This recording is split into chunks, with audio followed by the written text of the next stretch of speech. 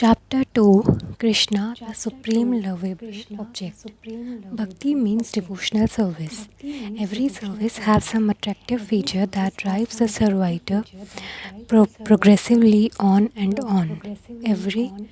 Every one of us within this world is perpetually engaged in some sort of service, and the impetus for such service is the pleasure we derive from it.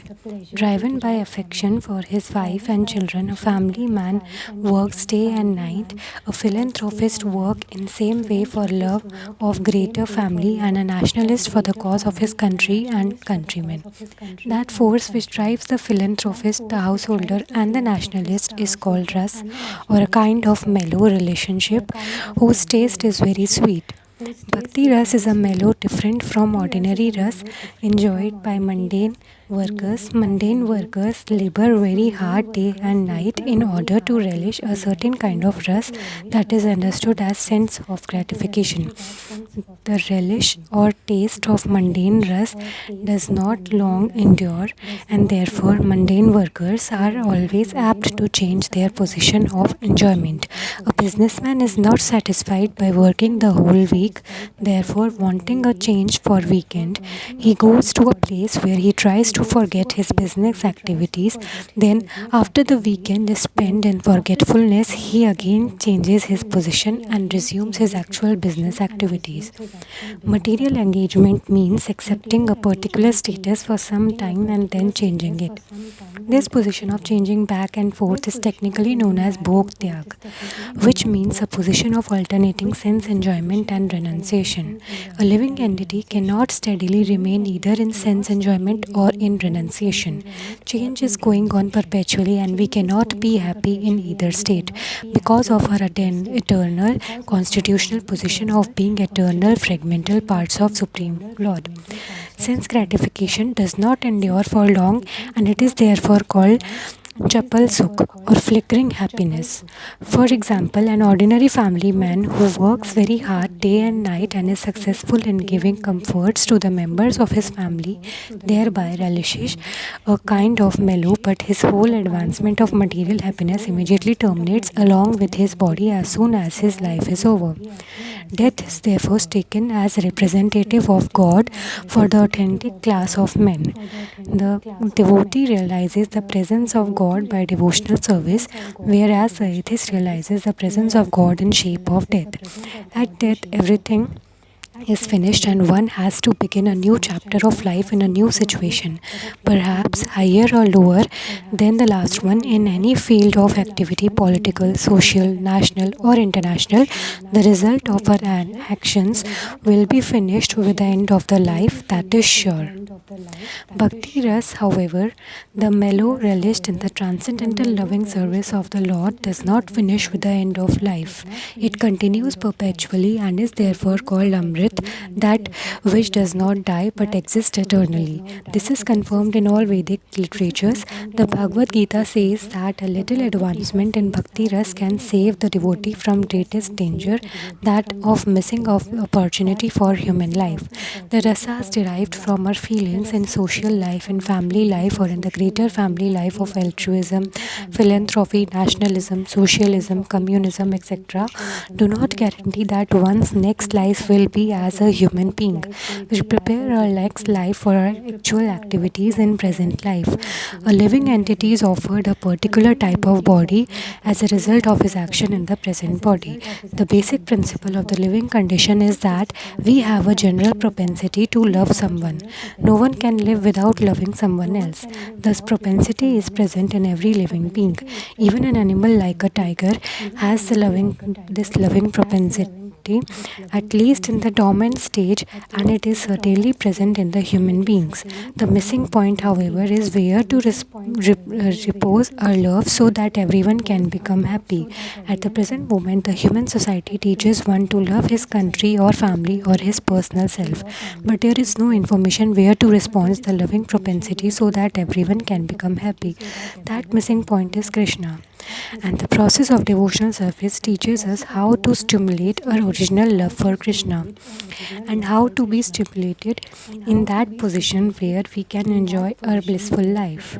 In the primary stage, a child loves his parents, then his brothers and sisters, and as he daily grows up, he begins to love his family, society, community, country, nation, or even the whole human society.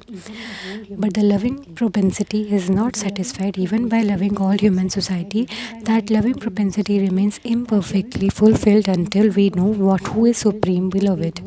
Our love can be fully satisfied only when it is reposed in Krishna. This theme is sum and substance of science of Krishna consciousness, which teaches us how to love Krishna in 5 devotional transcendental mellows. Our loving propensity expands just as a vibration of light or air expands, but we do not know where it ends. Bhakti Yoga teaches us the science of loving every one of the living entities perfectly by the easy method of loving Krishna. We have failed to create a peace and harmony in human society even by such great attempts as the United Nations because we do not know the right method. This method is very simple, but one has to understand it with a cool head. Bhakti Yoga Bhakti Yoga teaches all men how to perform simple and natural method of loving Krishna, the Supreme Personality of Godhead. If we learn how to love Krishna, then it is very easy to immediately and simultaneously love every living being. It is like pouring water on root of a tree or supplying food to one's stomach. The method of pouring water on the root of a tree or supplying food to the stomach is universally scientific and practical. As every one of us have experienced, everyone knows well that when we eat something, or in other words, when we put food in the stomach, the energy created by such action is immediately distributed through the whole body. Similarly, when we pour water on the root of a tree, the energy thus created is immediately distributed throughout the entirety of even the largest tree. It is not possible to water the tree part by part, nor it is possible to feed different parts of the body separately. Bhakti Yoga teaches us how to turn the one switch that will immediately brighten everything everywhere. One who does not know this method is missing the point of life.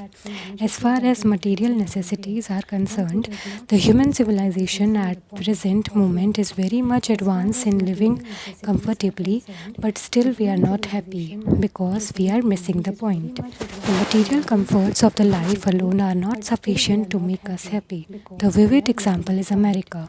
The richest nation of the world, having all facilities for material comfort, is producing a class of men completely confused and frustrated in life.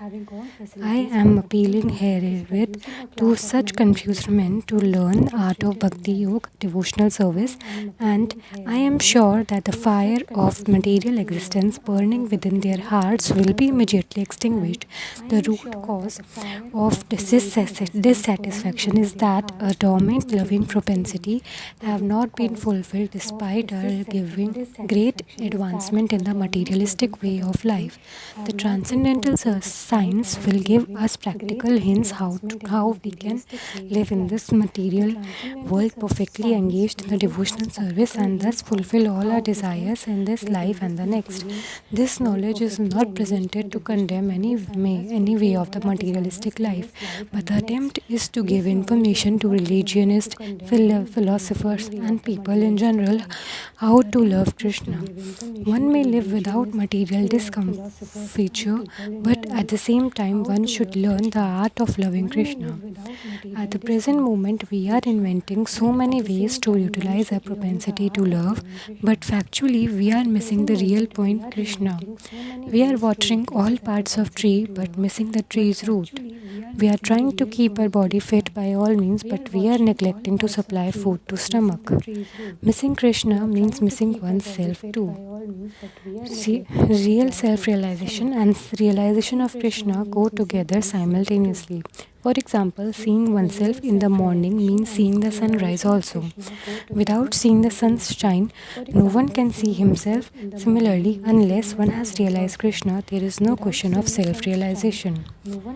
Lord Krishna, Lord Shri Krishna Chaitanya Mahaprabhu, who was Krishna himself, appeared in 1486 in Bengal and gave us the process for attaining pure love of God in this age. Simply by constantly chanting and hearing the transcendental sound vibration Hare Krishna, Krishna Krishna, Hare Hare, Hare Ram, Ram Ram, Hare Hare, one can achieve the desired goal of life. We invite all people of all colors, of all creeds and all walks of life to come and join us in chanting this Hare Krishna Mahamantra and experience its transcendental potency. Anyone of any religion who takes up this process of God realization, Krishna consciousness, will develop his love of God and thereby perfect his life.